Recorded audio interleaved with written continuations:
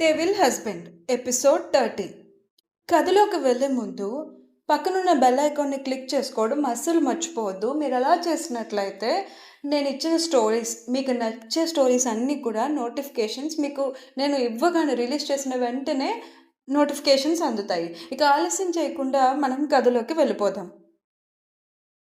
నాకు తినడం ఇష్టం ఉండదు, తినిపిస్తే ఇష్టం అంటూ రుద్ర బెడ్ మీద పద్మాసనం వేసుకొని సెటిల్ అయితే, ఏంటి తినిపించేది అని ఖాళీగా ఉన్న చేతిని నడుం మీద వేసుకొని గుర్రుగా చూస్తూ అడిగింది శక్తి.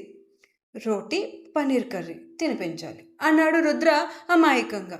ఆహా, మాకు తెలియదు మరి అని శక్తి వెటకారంగా అంటే, తెలియదనే కదా చెప్తున్నా, తినిపించు భుజాలు ష్రక్ చేస్తూ అడిగాడు రుద్ర. అతను అలా అడుగుతుంటే ఏమనుకుందో ఏమో, ఇంకా మారు మాట్లాడకుండా ప్లేట్ పట్టుకొని అతని ముందుకెళ్ళి నిల్చుంటూ, ఏంటో అసలు నాకేమీ అర్థం కావట్లేదు, నువ్వు నన్నేది అడిగినా కాదని అనలేకపోతున్నాను. నీ చుట్టూ నేను సూర్యుడి చుట్టూ భూమి తిరుగుతున్నట్టు తిరుగుతున్నాను. ఇదేంటో నాకు అస్సలు అర్థం కావట్లేదు అంటూనే ఓ ముక్క తుంచి పన్నీర్ కర్రీలో డిప్ చేసి పన్నీర్ పీస్తో సహా తీసి అతని నోట్లోకి కుక్కినట్టే పెట్టింది పాప. కొంచెం స్మూత్గా అంటూ రుద్ర తింటూనే ఆమెను తన ఒడిలోకి లాక్కొని కూర్చోబెట్టుకున్నాడు. ఏమయ్యా, చనువిస్తే చంకనెక్కే రకల్లా ఉన్నావే, వదులు అంటూ శక్తి గింజుకుంటూ అతని ఒడిలో నుండి లేవాలని చూస్తుంటే, లేచావంటే తినని చెప్తున్నా, అసలే నాకు చాలా ఆకలిగా ఉంది అన్నాడు రుద్ర బెదిరింపుగా. ఊరుకుంటుంటే చాలా ఎక్కువ చేస్తున్నావు, నువ్వు తినకపోతే నాకేమైనా నష్టమా అని తిడుతూనే ఉంది. మరో పక్క నుంచి ఇంకో పీస్ తుంచి రుద్ర నోట్లోకి ఈసారి నిజంగానే ప్రేమగా పెట్టింది శక్తి పాప. దూరం దూరం అని జపిస్తూనే తనకు దగ్గరైపోతున్న ఆమె ప్రేమకు రుద్ర ఈ క్షణం పూర్తిగా లొంగిపోయాడనే చెప్పాలి. దానికి గుర్తుగా తను కూడా రోటీ ఓ పీస్ తుంచి కర్రీ డిప్ చేసి ఆమె పెదవుల ముందు ఉంచాడు. ఇష్టంగా అందుకుంది శక్తి. అతను తినిపిస్తుంటే అదేమీ తనకి కొత్త కాదన్నట్టు. ఉదయం నుంచి తను కూడా ఏమీ తినకుండా కేవలం పండ్ల రసాలతోనే రోజు గడిపి దీక్ష చేసిందేమో, అన్నీ మర్చి అతను తినిపిస్తుంటే ముద్దుగా తను తింటూనే తినిపిస్తుంది ఓ అమ్మలా ప్రేమగా. ప్లేట్ ఖాళీ చేశాక గాని ఇహలోకంలోకి రాలేదు పాప. చటుక్కున రుద్ర ఒడిలో నుంచి లేచేసి, నీకేమైనా మాయలు మంత్రాలు తెలుసా డెవిల్ అంది అమాయకంగా కళ్ళు టపటపా కొడుతూ. అందంగా నవ్వేశాడు రుద్ర ఆమె మాటకి. ఆ నవ్వుకి నిజంగానే అతని మాయలో పడి రెప్ప కొట్టకు చూస్తూ ఉండిపోయింది శక్తి కొన్ని క్షణాల పాటు. గుచ్చుకుంటున్న ఆమె చూపులను గమనిస్తూ ఏంటన్నట్టు కళ్ళెగరేశాడు రుద్ర. నిజంగానే మాయలోడివిరా నువ్వు, నీతో చాలా జాగ్రత్తగా ఉండాలి అంటూ శక్తి ప్లేట్ తీసుకొని వడివడిగా బయటకు వెళ్ళిపోయింది. ఆమె నడకలో కంగారు, కళ్ళల్లో తడబాటు గ్రహించిన రుద్ర, నీ జ్ఞాపకాల్లో నేను లేకపోవచ్చు, కానీ నీ మనసులో మాత్రం ఇప్పటికీ నేనే ఉన్నానే. ఈ ప్రేమతోనే కదా ఈ రుద్రాంశ్ నందన్ని ఇలా నీ వెంట తిప్పుకుంటున్నావు అనుకుంటూ బెడ్ మీద వెనక్కి వాలాడు రిలాక్స్డ్గా. అతని కోసం మళ్ళీ లోపలికి వచ్చిన శక్తి, ఇదిగో డెవిల్, నువ్వు చెప్తావా లేదా, అసలు నువ్వెవరనేది ఆఖరిసారిగా అడుగుతున్నాను, చెప్పు అంటూ అతని ముందుకొచ్చి నిల్చుంది. ఇలారా అంటూ తన చేతిని చాచి దగ్గరికి రమ్మన్నట్టు హ్యాండ్ వేవ్ చేశాడు రుద్ర. రాను, నేను వెళ్ళాలి అంది శక్తి ముద్దుగా మొహం ముడుచుకొని. ఆమె నిల్చున్న సైడ్కి తిరిగి సాక్షాత్ ఆ విష్ణుమూర్తి పడుకున్నట్టుగా ఈ రుద్రుడు తల కింద ఓ చేతిని మడిచిపెట్టుకొని తన సతిని ఇష్టంగా చూస్తూ, నీకు తెలుసుకోవాలని లేదా నేనెవరో అన్నాడు మోకింగ్ వాయిస్లో. ఎందుకు లేదు, తెలుసుకోవాలనే కదా వచ్చింది నేను అంటూ శక్తి వెంటనే బెడ్ మీద అతని పక్కకు చేరిపోయి పద్మాసనం వేసేస్తుంది. ఇప్పుడు నేను అడిగే క్వశ్చన్స్కి నువ్వు ఫస్ట్ ఆన్సర్ చేయాలి అన్నాడు రుద్ర ఆమె చేయి పట్టి మీదకు లాక్కుంటూ. పూర్తిగా అతని మీద పడిపోకుండా ఓ చేతి మీద బ్యాలెన్స్ చేసుకొని కాస్త దూరాన్ని అలా కూడా ఇద్దరి మధ్యన మెయింటైన్ చేస్తూ, అలా కాదు డెవిల్, నువ్వేమన్నావు, నువ్వెవరో చెప్తానన్నావు, నా ప్రశ్నలకు సమాధానం చెప్తానని మళ్ళీ నువ్వే ప్రశ్నలు అడుగుతానంటావేంటి, గారానికి కాస్త విసుగు జత చేసి అడిగింది పాప. నువ్వు చెప్పే ఆన్సర్లోనే ఉంది నీకు కావలసిన ఆన్సర్ కూడా అన్నాడు రుద్ర ఆమె ముక్కు మీద వేలుతో ట్యాప్ చేసి. అలా అయితే సరే అడుగు అంటూ సరిగా పడుకుంది అతని పక్కన ఈసారి శక్తి కూడా అడ్జస్ట్ అవుతూ. వరుణ్ నీకు కాబోయేవాడు కదా అన్నాడు రుద్ర. దానికి శక్తి అవునన్నట్టు తలను నిలువుగా ఊపింది. ఇంకా ఊపింది చాలు, ఇది చెప్పు, వాడెప్పుడైనా టచ్ చేస్తే, సరిగ్గా విను నేను అడిగేది, వాడు నిన్నెప్పుడైనా టచ్ చేస్తే ఇలా అని ఊరుకుంటావా? నా దగ్గర ఊరుకున్నట్టు? కొంచెం హార్డ్ వాయిస్‌లో ఒక్కొక్క పదాన్ని స్ట్రెస్ చేస్తూ అడుగుతూనే రుద్ర ఆమె మొహం మీద చూపుడు వేలుతో రాస్తున్నాడు. లేదు. వెంటనే సమాధానం చెప్పేసింది శక్తి అతను అడిగిన దానికి. వరుణ్ గారు నన్నెప్పుడూ అలా టచ్ చేయలేదు. ఆయన నా చెయ్యి పట్టుకున్నా కూడా నాకెందుకో నచ్చదు. ఆయన చొరవ తీసుకోవడం లాంటిది ఎప్పుడూ చేయడు నాకు తెలిసినంత వరకు.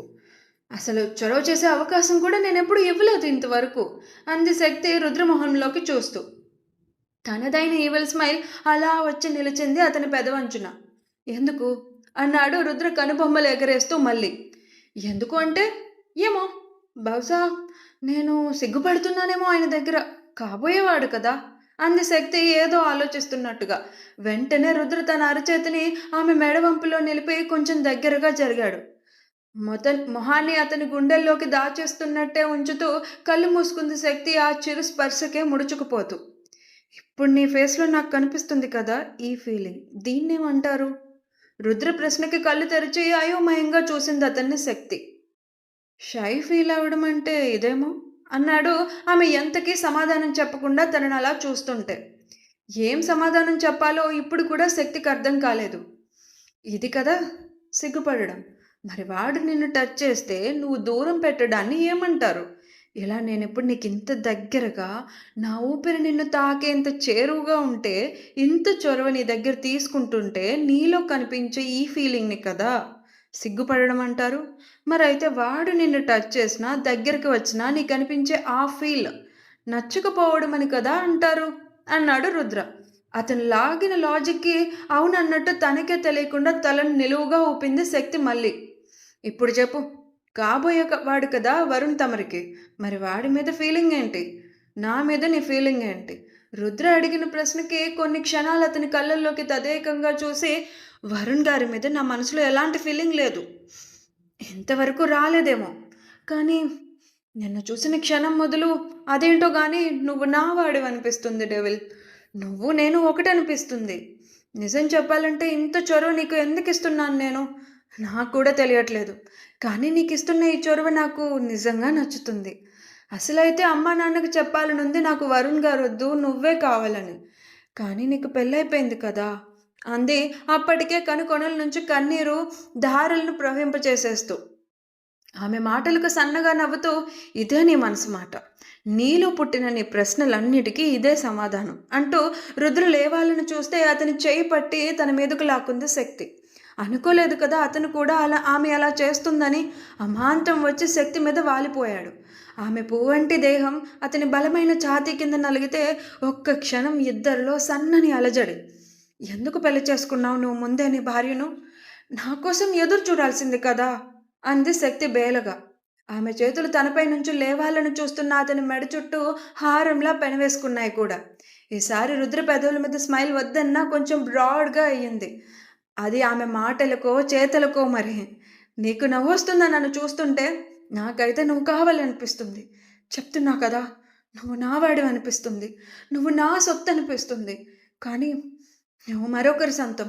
అలా కాకపోతే కనుక నిజంగా నేను మా అమ్మ నాన్నల్ని ఎలా అయినా ఒప్పించి, ఒప్పుకోకపోతే ఎదిరించైనా సరే వరుణ్ గారితో పెళ్ళి వద్దని నీతో వచ్చేసేదాన్ని అంది శక్తి అప్పటికే వచ్చేస్తున్న ఏడుపుని ఇంకా ఆపుకోలేక కళ్ళల్లో గంగా, యమున, కృష్ణ, గంగా, కావేరి నదులను ప్రవహింపజేస్తూ. నీ మనసు చెప్పే మాట ఇదేనా అన్నాడు రుద్ర శక్తి కనుకొల నుంచి జారిపోతున్న కన్నీటిని సుతారంగా తుడుస్తూ. సమాధానం చెప్పకుండా కళ్ళు మూసుకుంది శక్తి రుద్రని వదిలేస్తూ. వెళ్ళాలన్నావు మర్చిపోయావా అన్నాడు రుద్ర ఆమె మొహం మీద ఎయిర్ బ్లో చేస్తూ. వెంటనే అతన్ని నెట్టేసింది తన మీద నుంచి. ఎందుకంత కోపం తనకు వచ్చేస్తుందో ఆమెకు అసలు తెలియని కూడా తెలియట్లేదు. లేచి కళ్ళు తుడుచుకుంటూ బెడ్ దిగేసి ఆ గదిలో నుంచి బయటకు కూడా వచ్చేసింది వడివడిగా. రుద్రకి ఆమె వెనకే వెళ్ళాలని ఉన్నా కూడా వెళ్ళలేదు. అలానే గదిలో ఉండిపోయాడు. ఎవరైనా తనని చూస్తారన్న భయాన్ని కూడా మర్చిపోయి శాలువా కూడా తీసుకోకుండానే ఆ ఇంట్లో నుంచి కూడా బయటకు వెళ్ళిపోయిన శక్తి ఏడుస్తున్న తన దారిని తను వెళ్ళిపోయింది తిరిగి వరుణ్ ఇంటికి. అక్కడికి వెళ్ళాక కానీ ఆమెకు స్పృహ రాలేదు తనేం చేసిందనేది. భయంగా తనను ఎవరైనా చూసారేమోనని చుట్టూ చూసుకొని అర్ధరాత్రి కీచురాళ్ళ శబ్దం తప్ప మరి ఇంకా ఏ అలజడి అలికిడి అక్కడ లేకపోవడంతో కొంచెంగా ఊపిరి పీల్చుకొని మళ్ళీ ఇంట్లో నుంచి ఎలా దొంగదారిన గోడ దూకి బయటపడిందో అలానే గోడ దిగి లోపలికి వెళ్ళిపోయింది. సిగ్గు విడిచి మరీ తన మనసేమిటో చెప్తుంటే రుద్ర అలా పొమ్మనడం శక్తికి ఎంత వద్దన్నా వదలని బాధనిస్తుంది. ఆ బాధతోనే రాత్రంతా ఏడ్చి ఎప్పుడో తెల్లవారే సమయాన్ని నిద్రలోకి జారుకున్న ఆమె కాసేపటికే ఉలిక్కిపడి గట్టిగా అరుస్తూ నిద్రలో నుంచి లేచి కూర్చుంది. ఆమె అరిచిన అరుపు ఇంట్లో ఉన్న అందరికీ వినిపించింది. అందరూ ఒకరి ముఖాలనొకరు చూసుకున్నారు. వరుణ్కి అయితే గుండె జారిపోయింది. ఎందుకంటే శక్తి ఇంటి పైకప్పు అదిరిపడేలా గట్టిగా అరిచింది రుద్ర అని. వెంటనే అందరూ పరుగున శక్తి గది దగ్గరకు చేరుకొని తలుపులు కొట్టారు. ఏమైంది ఈష తలుపు తెరువమ్మా అని అడుగుతున్నారు అందరూ కంగారుగా. తను కన్న కలవరన పుట్టిన భయం ఇంకా ఆమెలో తగ్గలేదు. నిలువెల్లా వణికిపోతూ ఉంది ఆమె చెమటలు కక్కుతూ. రుద్ర రుద్ర రుద్ర అని ఆపకుండా ఆమె పలవరించడం బయటకు వినిపిస్తుంటే వరుణ్ ఇంకా ఆలస్యం చేయకుండా వెంటనే డోర్ పగలగొట్టే ప్రయత్నం చేశాడు. డోర్ బోల్ట్ సరిగా పెట్టలేదేమో వరుణ్ ప్రయత్నం 3 నిమిషాలకే ఫలించి తలుపులు తెరుచుకున్నాయి. శక్తి అప్పటికి కూడా స్పృహలోకి రాలేదు. ఆమె మంచం మీద కూర్చునే భయంతో చిగురు టాకులో వణికిపోతూ రుద్ర పేరునే పలోరిస్తుంది. వరుణ్ వెంటనే ఆమెను చేరుకొని చెంపల మీద కొడుతూ ఇషా ఇటు చూడు ఇషా, ఏమైంది నీకు అని అడుగుతూనే పక్కనే ఉన్న నీళ్ళ గ్లాస్ తీసుకొని ఆ నీళ్లు మొత్తం ఆమె మొహం మీదకి ఫోర్స్గా కొట్టాడు. దెబ్బకి ఇహలోకంలోకి వచ్చిన శక్తి ఇంకా కంగారుతో అందరినీ పిచ్చి చూపులు చూసింది. తల్లి వెంటనే ఆమెను దగ్గరికి తీసుకొని లాలిస్తుంటే ఆవిడ నడుమును చుట్టేసి పొట్టలో మొహం దాచుకొని నాకెందుకో భయంగా ఉందమ్మా నాకు అని వణికే స్వరంలో చెప్పింది శక్తి. నీకేం కాదు తల్లి, ఏదో పీడకలు వచ్చినట్టుంది, భయపడ్డావంతే అని ఆవిడ మెల్లిగా వెన్ను తడుముతూ నచ్చ చెప్తుంటే వరుణ్ చెవుల్లో ఇంకా కొన్ని క్షణాల ముందు శక్తి పలవరించిన రుద్ర పేరే మారుమ్రోగుతుంది. అత్తయ్య, కాసేపట్లో శక్తిని పెళ్లి కూతుర్ని చేయాలి కదా, ఆ ఏర్పాట్లలో ఉండండి మీరు అని వరుణ్ గంభీరమైన స్వరంలో కాబోయే అత్తగారు, అదే తాను శక్తి తల్లిగా సృష్టించిన కృష్ణమూర్తి గారి భార్యకు చెప్పి తిరిగి శక్తిని చూస్తూ, నీకు వచ్చింది జస్ట్ ఒక పీడకల, ఎందుకింత టెన్స్ అవుతున్నావు నువ్వు, ఫ్రీగా ఉండు, బ్రీత్ తీసుకో ఫస్ట్ నువ్వు అన్నాడు కొంచెం కమాండింగ్ టోన్లో. శక్తి భయంగా అతన్ని చూస్తూ గుండెల నిండా గాలి పీల్చుకొని వదిలితే కాసేపు ఇలానే చెయ్యి, ఫ్రీ అవుతావు అని చెప్పేసి అక్కడ ఉన్న తల్లిని అప్పుడే లోపలికి వచ్చిన తాతయ్యను కూడా చూస్తూ తను ఫ్రీ అయిపోతుంది, మీరంతా ఇలా తనను చుట్టుముట్టి భయపెట్టకండి, ఇంకా పెళ్లి పనులు జరిగిపోతూ ఉంటే తనే ఆ హడావుడిలో అన్నిటినీ మర్చిపోయి నార్మల్గా ఉంటుంది అని చెప్పేసి వరుణ్ బయటకు వెళ్ళిపోయాడు ఆ గదిలో నుంచి. కొడుకు ఎంత గంభీరంగా ఉన్నట్టు ప్రవర్తిస్తున్నా కూడా అతని కళ్ళల్లో భయం ఆ తల్లికే కాదు రఘునాథ్ సేతు గారికి కూడా అర్థమైంది. ఒక దీర్ఘమైన నిట్టూర్పు విడిచి తనను చూస్తున్న కోడలికి వాడు చెప్పింది కూడా నిజమే. అమ్మాయికి ఆ భయం తగ్గి కొంచెం మామూలుగా అవ్వాలంటే మనం ఇలా చుట్టూ చేరుకోవడం కాదు, పెళ్లి పనులు మొదలు పెడితే ఆ హడావుడికి తను కూడా మామూలు స్థితికి వచ్చేస్తుంది కాసేపటికి అని చెప్పి బయటకు వెళ్ళిపోయారు రఘునాథ్ సేతు గారు. ఇక ఆలస్యం చేయకుండా మనోహరి గారు శక్తిని లేవమని కాసేపట్లో మంగళ స్నానాలు ఉన్నాయని కృష్ణమూర్తి గారిని ఆయన భార్యను కూడా కంగారు పెట్టారు. ఇలా ఆ ఇంట్లో పెళ్లి పనులు తెల్లవారే కోడి కూసే వేళలోనే మొదలైపోతే ఇటు రాత్రంతా శక్తి గురించిన ఆలోచనలతోనే సమయం గడిపిన రుద్ర అప్పుడే మెల్లిగా నిద్రలోకి జారుకున్నాడు. సూర్యోదయ వేళకి మంగళ స్నానాలు పూర్తయి శక్తి పెళ్లి కూతురుగా మారి వరుణ్ ఇంట పూజా మందిరంలో దీపం పెడితే మనవడిని మనవరాల్ని ఆశీర్వదించిన రఘునాథ్ సేతు గారు రుద్రతో మాట్లాడాలని నిర్ణయించుకొని అతని ఇంటికి బయలుదేరారు. మరిప్పుడు రఘునాథ్ సేతు గారితో రుద్ర ఏం మాట్లాడతాడు? రఘునాథ్ సేతు గారు రుద్రను భయపెట్టగలరా, బెదిరించగలరా, లేదంటే బ్రతిమలాడుకొని మనవడి కోసం శక్తిని వదిలేయమని అడుక్కుంటాడా? అసలు ఏం జరుగుతుంది?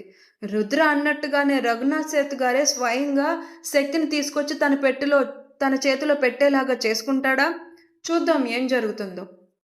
అలా మీరందరూ చూడాలంటే ఈ వీడియోకి లైక్స్, షేర్స్, కామెంట్స్, సబ్స్క్రైబర్స్ కూడా ఎక్కువ పడాలమ్మా. ఇవన్నీ వస్తే నేను రెగ్యులర్గా ఎపిసోడ్స్ ఇచ్చేస్తాను. అండ్ మీకు ముందే చెప్పాను కొంచెం చిన్న అప్డేట్స్ ఇస్తూ ఉంటాను అని, లెంత్ తగ్గిస్తాను అని.